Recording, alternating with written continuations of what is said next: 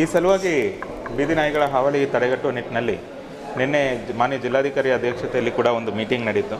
ಇದರಲ್ಲಿ ಕೆಲವೊಂದು ಇನ್ಸ್ಟ್ರಕ್ಷನ್ಸ್ ಕೊಟ್ಟಿದ್ದಾರೆ. ಏನು area wise feeding zones identify ಮಾಡಬೇಕಾಗತ್ತೆ, ಏನು ಶೆಲ್ಟರ್ ಹೋಮ್ಸ್ ಬಿಲ್ಡ್ ಮಾಡಬೇಕಾಗತ್ತೆ, ಆಮೇಲೆ ಈ ಬಗ್ಗೆ ಏನೋ ಒಂದು ಆಪ್ರೇಷನ್ ಮತ್ತು ಏನು ನಾಯಿಗಳಿಗೆ ಚಿಕಿತ್ಸೆ ಮಾಡಬೇಕು, ಅವ್ರಿಗೆ ಔಷಧಿ ಕೊಡಬೇಕು, ಆ ಒಂದು ನಿಟ್ಟಿನಲ್ಲೂ ಕೂಡ ಕಾರ್ಪೊರೇಷನ್ ಪ್ರವೃತ್ತಿ ಆಗಬೇಕಾಗತ್ತೆ. ಈ ಒಂದು ನಿಟ್ಟಿನಲ್ಲಿ ಈಗ ನಾವು ಆಲ್ರೆಡಿ ಕೆಲಸಗಳನ್ನ ಸ್ಟಾರ್ಟ್ ಮಾಡಿದ್ದೀವಿ. ಇನ್ನೂ ಕೂಡ ನಾವು ಮಾಡ್ತಾ ಇದ್ದೀವಿ.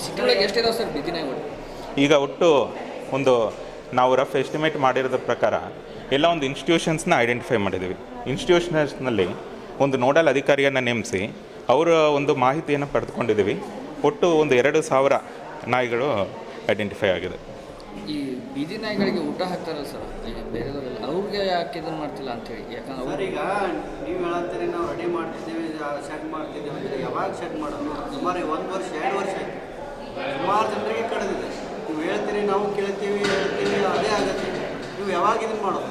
ಓಡಾಡೋಕ್ಕಾಗ್ತಿಲ್ಲ ಇಲ್ಲೇ ಬೆಳಗಾವಿಯಲ್ಲಿ. ಹೌದು, ಯಾರು ರೆಸ್ಪಾನ್ಸ್ ಮಾಡ್ತಿಲ್ಲ. ಈ ಒಂದು ನಿಟ್ಟಿನಲ್ಲಿ ಈಗ ನಾವು ಆಲ್ರೆಡಿ ಬಂದ ತಕ್ಷಣ ಒಂದು ಜಾಗ ಏನು ಐಡೆಂಟಿಫೈ ಆಗಿದೆ, ಅಲ್ಲಿ ವರ್ಕ್ ಆರ್ಡರ್ ಕೊಟ್ಟು ಈಗ ಆಲ್ರೆಡಿ ವರ್ಕ್ ನಡೀತಾ ಇದೆ. ಆ ಒಂದು ವರ್ಕ್ನ ನಾವು ಫಾಸ್ಟಾಗಿ ಕಂಪ್ಲೀಟ್ ಮಾಡಿ ಒಂದು 2 ಮಂತ್ಸ್ ಒಳಗೆ ಕಂಪ್ಲೀಟ್ ಮಾಡೋದಾಗಿ DC ಸರ್ ಅಧ್ಯಕ್ಷತೆಯಲ್ಲಿ ನಿನ್ನೆ ಆಗಿರ್ತಕ್ಕಂಥ ಮೀಟಿಂಗಲ್ಲೂ ಕೂಡ ನಾವು ಇದ್ರ ಬಗ್ಗೆ ಡಿಸ್ಕಸ್ ಮಾಡ್ತಾ ಇದ್ದೀವಿ.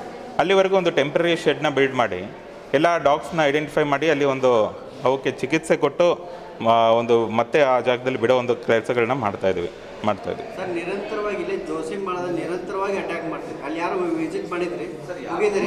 ನಿಮ್ಮ ಅಧಿಕಾರಿಗಳು ಹೋಗಿಲ್ಲ ಯಾರು ಹೋಗಿದ್ರಿ? ಇಲ್ಲ. ಈಗ ಏನಾದರೂ ಐತಿ? ಈ ಒಂದು ನಿಟ್ಟಿನಲ್ಲಿ ಏನು ನಮ್ಮ ಹೆಲ್ತ್ ಇನ್ಸ್ಪೆಕ್ಟರ್ಸ್ ಇರ್ತಾರೆ, ಆಮೇಲೆ ಹೆಲ್ತ್ ಸೆಕ್ಷನ್ ಏನಿದೆ ಕಾರ್ಪೊರೇಷನಲ್ಲಿ, ಈಗ ನಾವು ಆಲ್ರೆಡಿ ನಿನ್ನೆ ಕೂಡ ಈ ಮೀಟಿಂಗ್ ಆದ ತಕ್ಷಣ ಒಂದು ಸ್ಟ್ರಿಕ್ಟ್ ಇನ್ಫಾರ್ಮೇಷನ್ ಕೊಟ್ಟಿದ್ದೀವಿ, ಇನ್ಸ್ಟ್ರಕ್ಷನ್ಸ್ ಕೂಡ ಕೊಟ್ಟಿದ್ದೀವಿ. ಅವರೆಲ್ಲ ಅದನ್ನು ಇಮಿಡಿಯೇಟ್ಲಿ ಐಡೆಂಟಿಫೈ ಮಾಡಿ ಯಾವುದೋ ಒಂದು ನಾಯಿಗಳಿಗೆ ಒಂದು ಬಿಹೇವಿಯರ್ ಅಷ್ಟು ಇದಿರಲ್ಲ, ಅದನ್ನು ಇಮಿಡಿಯೇಟಾಗಿ ಒಂದು ಆಪ್ರೇಷನ್ ಮಾಡಿಸಿದಾಗ ಏನಾಗುತ್ತೆ, ಅದರದ್ದು ಒಂದು ಕ್ರೌರ್ಯ ಇದು ಕಡಿಮೆ ಆಗುತ್ತೆ. ಆ ಒಂದು ನಿಟ್ಟಿನಲ್ಲೂ ಕೂಡ ನಾವು ಕೆಲಸಗಳನ್ನ ಮಾಡ್ತಾ ಇದ್ದೀವಿ. ABC ಪ್ರೋಗ್ರಾಮಲ್ಲಿ ಇಲ್ಲಿವರೆಗೆ 5-6 ಆಗಲ್ಲ. ನಿಮ್ಮದು ದಿನಕ್ಕೆ 5-6 ABC ಪ್ರೋಗ್ರಾಮಲ್ಲಿ ಇದು ಮಾಡಲ್ಲ. ಆಯ್ತು, ನಾವು ಇದೊಂದು ಮಾಹಿತಿ ತಗೊಂಡು ನಾನು ನಿಮಗೆ ಕೊಡ್ತೇನೆ. ಈಗ ನಾವು ಕೂಡ ರೀಸೆಂಟಾಗಿ ಬಂದಿರತಕ್ಕಂಥದ್ದು, ಇದನ್ನು ನಾನು ತಮಗೆ ಮಾಹಿತಿ ತೊಗೊಂಡು ಕೊಡ್ತೇನೆ. ಸರ್, ಈಗ ಪ್ರತಿ ವರ್ಷ ಬಜೆಟ್ನಲ್ಲಿ ಸಂತಾನಹರಣ ಚಿಕಿತ್ಸೆ ಅಂತ ಹೇಳ್ತಾರೆ.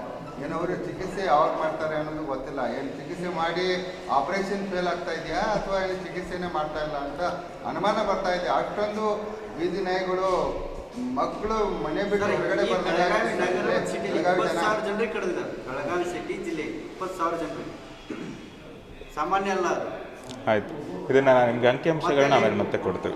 ಅಲ್ಲೇನು ಫುಡ್ ಹಾಕ್ತಾರಲ್ಲ ಸರ್, ಅವ್ರ ಜೀವ ಬೆದರಿಕೆ ಹಾಕ್ತಾರೆ. ಬೇರೆದವ್ರಿಗೆ ಪ್ರಶ್ನೆ ಮಾಡಿದ್ರೆ ನೀವು ಯಾಕೆ ಫುಡ್ ಹಾಕ್ತೀರಿ ಅಂತ ಕೇಳಿದ್ರೆ ಅವರೇ ಜೀವ ಬೆದರಿಕೆ ಹಾಕ್ತಾರೆ. ಇದೆಲ್ಲ ನಿಮ್ಮ ಅಧಿಕಾರಿಗಳಿಗೆ ಗೊತ್ತಿದ್ರು ಯಾರೋ ಹಾಗೆ ಅದಕ್ಕೆ ಆ ಒಂದು ನಿಟ್ಟಿನಲ್ಲೇ ಕೂಡ ಈಗ ಏನಂದರೆ ಒಂದು ಫೀಡಿಂಗ್ ಝೋನ್ಸ್ ಯಾಕೆ ನಾವು ಐಡೆಂಟಿಫೈ ಮಾಡ್ತೀವಿ ಅಂದರೆ ಡೆಸಿಗ್ನೇಟೆಡ್ ಫೀಡಿಂಗ್ ಝೋನ್ಸ್ ಮಾಡಿ ಬಿಟ್ಟಾಗ ಏನಾಗುತ್ತೆ, ಅಲ್ಲಿ ಆ ನಾಯಿಗಳಿಗೆ ಆ ಒಂದು ಜಾಗದಲ್ಲಿ ಮಾತ್ರ ಫುಡ್ ಸಿಗುತ್ತೆ ಅನ್ನೋದು ಅವ್ರಿಗೆ ಗೊತ್ತಾಗುತ್ತೆ. ಈಗ ಬೇರೆ ಜನರಲ್ ಆಗಿ ಏನಾಗ್ತದೆ, ಬೇರೆ ಕಡೆ ಎಲ್ಲ ಕಡೆ ಓಡಾಡಿಕೊಂಡು ಎಲ್ಲ ಸಿಕ್ಕ ಜಾಗಗಳಲ್ಲಿ ಫುಡ್ ಹಾಕುವಾಗ ಏನಾಗುತ್ತೆ, ಅದೊಂದು ಪ್ಯಾಟ್ರನ್ ತಪ್ಪೋಗುತ್ತೆ. ಆ ಒಂದು ನಿಟ್ಟಿನಲ್ಲೂ ಕೂಡ ಈಗ ನಾವು ಕೆಲವೊಂದು ಕೆಲಸಗಳನ್ನ ಐಡೆಂಟಿಫೈ ಮಾಡ್ತಾ ಇದ್ವಿ, ಅದನ್ನೆಲ್ಲ ಮಾಡ್ತೀವಿ. ಈಗ ರಿಪಬ್ಲಿಕ್